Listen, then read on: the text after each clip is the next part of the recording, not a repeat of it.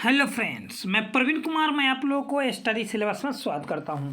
देखिए दोस्तों, आज जो है मैं बहुत इम्पोर्टेंट साइंस का जो है ऑब्जेक्टिव लेकर के आया हूं मेरे भाई, जो आप लोगों को क्लास 10th में इससे पूछ लिया जाता है और इससे कॉम्पिटिटिव एग्जाम में भी कुछ टक्कर देता है। लेकिन ये क्लास 10th वाले के लिए बहुत इंपॉर्टेंट ऑब्जेक्टिव है। सभी लोग पूरा देखें, मात्र मैं तुरंत ही ख़त्म कर दूंगा। ठीक है, ये जो है UP board, Bihar board, Jharkhand board और एमपी बोर्ड, राजस्थान बोर्ड सभी के लिए बहुत इंपॉर्टेंट है। सभी लोग पूरा देखें और गर्दा छुड़ा दें। तो चलिए हमारे प्यारे साथियों, प्रकाश के परावर्तन के कितने नियम होते हैं? तो 2 नियम होते हैं। ठीक है, और प्रकाश के परावर्तन और अपवर्तन दोनों के दो नियम होता है। अपवर्तन का भी 2 नियम होता है और परावर्तन का भी 2 नियम होता है, याद रखिएगा। क्या कर रहा है? F बराबर R/2 सत्य है, तो ये अवतल दर्पण और उत्तल दर्पण दोनों के लिए है। तो option number C is right answer. देखिए R बराबर होता है 2F। ठीक है, R बराबर 2F, तो F बराबर R/2। ठीक है, ये दोनों फार्मूला सत्य है। ठीक है, एकदम ध्यान में रखिएगा हमारे प्यारे साथियों। चलिए आगे की ओर। मैं जो भी बताऊंगा एकदम कन्फ्यूजन क्लियर करके बताऊंगा। और जो हमारे नए साथी हैं सभी लोग एकदम सब्सक्राइब करके बेल आइकन प्रेस कर लेंगे, जिससे आप लोगों को नोटिफिकेशन पहुंच जाएगा। आगे कह रहा है 3 में, दर्पण की चौड़ाई को क्या कहा जाता है? दर्पण की चौड़ाई को क्या कहा जाता है? तो दर्पण की चौड़ाई को द्वारक कहा जाता है। दर्पण की चौड़ाई को द्वारक कहा जाता है। ठीक है, हाँ। चलिए, निम्न में से किस माध्यम में प्रकाश की चाल अधिकतम होती है? निम्न में से किस में? हवा में, जल में, शीशा में या हीरा में? तो हमारे प्यारे साथियों, इसका हो जाएगा हवा में। ठीक है, हवा या निर्वात में प्रकाश की चाल सबसे अधिक होता है, जिसका मान होता है C बराबर 3 × 10⁸ मीटर प्रति सेकेंड। यानी कि 1 सेकेंड में इतना मीटर दूरी तय करेगा। ठीक है, हाँ। आगे की ओर हम लोग चलते हैं। 5 नंबर में क्या कह रहा है? एक प्रयोग में अवतल दर्पण द्वारा किसी बिंब का प्रतिबिंब एक पर्दे पर प्राप्त किया जाता है। दर्पण की फोकस दूरी को निर्धारित करने के लिए प्रयोगकर्ता को मापने की ज़रूरत है। क्या चीज़ को मापने की ज़रूरत होगी हमारे प्यारे साथियों? तो हमारे प्यारे लाल, आप लोग नहीं जानते हैं, हम जानते हैं। ऑप्शन नंबर सी इसका करेक्ट होगा। लेकिन यहाँ पर ध्यान दीजिए, दर्पण तथा पर्दा के बीच की दूरी को भी मापना होगा और दर्पण तथा बीम के बीच की दूरी को, यानी कि दोनों को मापना अति आवश्यक होगा। पर्दा और दर्पण के बीच की दूरी और दर्पण और बीम के दोनों के बीच की दूरी मापना जरूरी है। Option number C is right answer.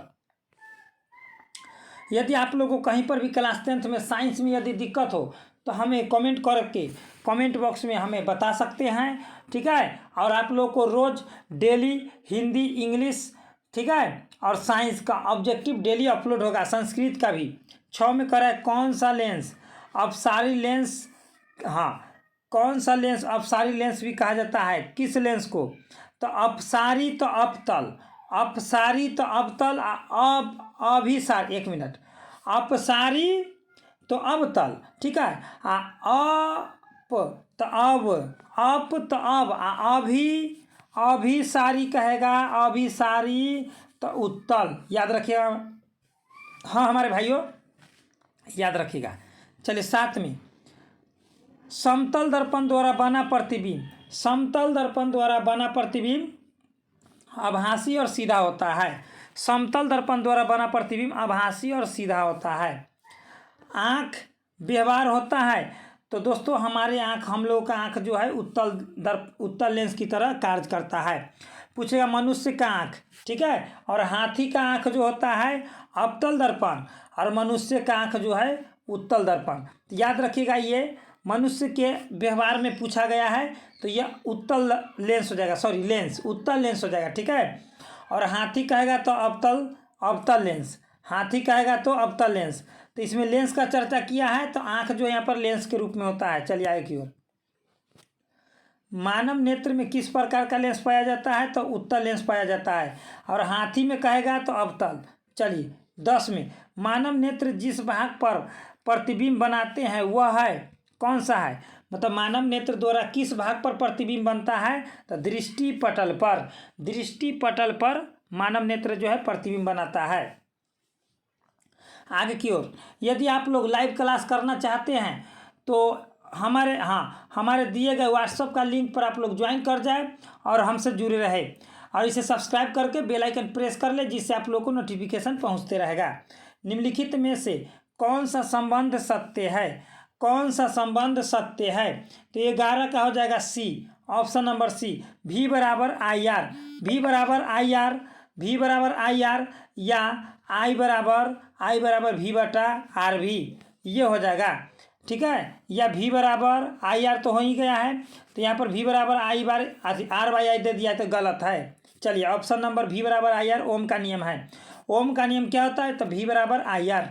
चलिए आगे की ओर हम लोग बढ़ते हैं। निम्न से कौन सा विद्युत परिपथ की शक्ति को निरूपित करता है? विद्युत परिपथ की शक्ति को कौन सा है जो निरूपित करता है? तो ये हो जाएगा आप लोग को I square R. I square R जो है निरूपित करता है, बाद बाकी कोई नहीं। चलिए आगे की ओर हम लोग बढ़ते हैं अगला क्वेश्चन की ओर। आगे की ओर कह रहा है कि ऊर्जा का एसआई मात्रक क्या होता है? ऊर्जा का एसआई मात्रक जूल होता है। ताप का एसआई मात्रक केल्विन होता है। ठीक है, और ऊर्जा का अन्य मात्रक कहेगा तो कैलोरी होता है, लेकिन ऊर्जा का एसआई मात्रक जूल, और ऊष्मा का भी एसआई मात्रक जूल होता है, जिसका संकेत जे होता है। हाँ, और पूछेगा 1 जूल बराबर कितना अर्ग होता है? तो 10 के पावर 7 अर्ग होता है। 10 के पावर 7 अर्ग होता है, ARG अर्ग। ठीक है, चलिए आवेश का एसआई मात्रक क्या होता है? तो कूलम होता है। वोल्ट होता है विभवांतर विद्युत वाहक बल और विभव। विभवांतर विद्युत वाहक बल और विभव का एसआई मात्रक वोल्ट होता है। विद्युत धारा का एसआई मात्रक एम्पियर होता है। इसमें हो जाएगा आवेश का एसआई मात्रक कूलम। इसको सी से सूचित करते हैं। चलिए, हमारे प्यारे लाल एवं सुंदर लाल एवं सुंदरी लाल सर गर्दा छोड़ा दीजिए। विद्युत धारा का एसआई मात्रक क्या होता है? सभी लोग एक बार जोरदार शेयर कर देंगे, सभी से एकदम रिक्वेस्ट है। हाँ, विद्युत धारा का एसआई मात्रक क्या होता है? एम्पियर होता है। कूलम होता है आवेश का, वोल्ट होता है विद्युत वाहक बल विभवांतर और विभव का, और वाट होता है शक्ति का। चलिए आगे की ओर। विद्युत शक्ति का एसआई मात्रक क्या होता है? तो वाट होता है। विद्युत शक्ति का एसआई मात्रक वाट होता है। आगे की ओर 17 में विद्युत धारा मापने की युक्ति को क्या कहते हैं? तो विद्युत धारा मापने, तो विद्युत धारा का विद्युत धारा को मापा जाता है एम्पियर में, तो ए मीटर हो जाएगा, ए मीटर हो जाएगा। चलिए आगे की ओर हम लोग बढ़ते हैं। हमारे प्यारे लाल साहब, हमारे सुंदर चला सा, अरे 100 आदमी का भी लाइक कर दीजिए। किसी वोल्ट मीटर के स्केल पर 0 से 1 वोल्ट के बीच 20 विभवांतर का चिन्ह वोल्ट दिया जाता है। ठीक है, तो इसमें इसका मान क्या हो जाएगा? तो आप लोग जानते हैं, तो इसका मापांक अल्प मापांक क्या हो जाएगा? तो हम लोग जानते हैं हमारे प्यारे साथियों कि V बाई 20 होगा। ठीक है, 20। तो यहाँ पर देखिए, तो 0 + 1 भी, तो इसको जोड़िएगा तो 1 भी बटा 20, तो इसको भाग दीजिएगा तो 0.05 वोल्ट आएगा। तो 0.05 वोल्ट इज राइट आंसर। चलिए 18 का ऑप्शन नंबर आप लोग को हो गया, क्या हो गया हमारा प्यारा चला? तो बी हो गया। चलिए आगे क्यों हम लोग बढ़ते हैं हमारे प्यारे साथियों। चलिए हमारा सुंदरलाल साहब, घरों में विद्युत से दुर्घटना किसके कारण होती है? किसके कारण? तो शॉर्ट सर्किट के कारण। शॉर्ट सर्किट के कारण। चलिए एकदम करेक्ट है। एक और बात आगे की ओर 20 में, तांबे के तार का एक आयताकार कुंडली किसी चुंबकीय क्षेत्र में घूर्णी गति कर रही है। घूर्णी गति मतलब ऐसे घूर्णी गति कर रही है। इस कुंडली में प्रेरित विद्युत धारा की दिशा कितने परिभ्रमण परिवर्तन होता है? कितने परिभ्रमण परिवर्तन होता है? तो 20 का हो जाएगा आप लोग को आधे इज राइट आंसर, क्योंकि ये बार बार घूर्णन करते रहता है तो आधे परिभ्रमण होता है। चलिए ज़्यादा क्वेश्चन नहीं है। विद्युत फ्यूज विद्युत धारा के किस प्रभाव पर काम करता है? तो किस प्रभाव पर काम करता है? तो ऊष्मीय प्रभाव के सिद्धांत पर कार्य करता है। विद्युत फ्यूज जो है विद्युत धारा के ऊष्मीय प्रभाव पर काम करता है। ठीक है, आगे की ओर 22 में, किसी विद्युत धारावाही लंबी परिनालिका के भीतर चुंबकीय क्षेत्र का मान क्या होता है? उसके अंदर किसी लंबी धारावाही परिनालिका है, उसके भीतर चुंबकीय क्षेत्र का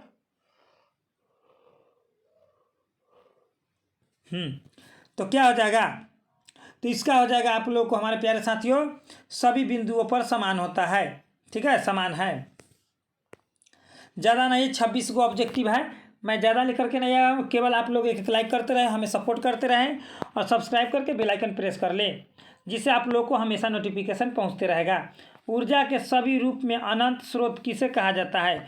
ऊर्जा के सभी रूप में अनंत स्रोत किसे माना जाता है? तो 23 का क्या हो जाएगा? तो 23 का आप लोग जानते ही हैं हमारे प्यारे साथियों कि ऊर्जा का अनंत स्रोत सूर्य है। सूर्य जो है अनंत ऊर्जा का स्रोत है। हाँ, नाभिकीय ऊर्जा प्राप्त करने के लिए आवश्यक है तो यूरेनियम सबसे भारी तत्व होता है। यूरेनियम का संकेत यू होता है। हाँ हमारे प्यारे साथियों, यूरेनियम का संकेत यू होता है। आगे की ओर, बायोगैस का मुख्य घटक क्या है? तो बायोगैस का मुख्य घटक मीथेन है। मीथेन गैस एक बायोगैस का मुख्य घटक है, ठीक है, जिसको हम लोग मार्स गैस, गोबर गैस भी कहते हैं। और मीथेन गैस का उपयोग सीएनजी में किया जाता है, याद रखिएगा। हाँ हमारे प्यारे लाल साहब, चलिए। पवन चक्की से उपयोगी ऊर्जा करने के लिए पवन की न्यूनतम वेग कितना होना चाहिए? पवन चक्की से उपयोगी ऊर्जा प्राप्त करने के लिए पवन की न्यूनतम वेग कितना होना चाहिए? 26 का आप लोगों को हो जाएगा 15 किलोमीटर प्रति घंटा। 15 किलोमीटर प्रति घंटा हो जाएगा, 15 किलोमीटर प्रति घंटा।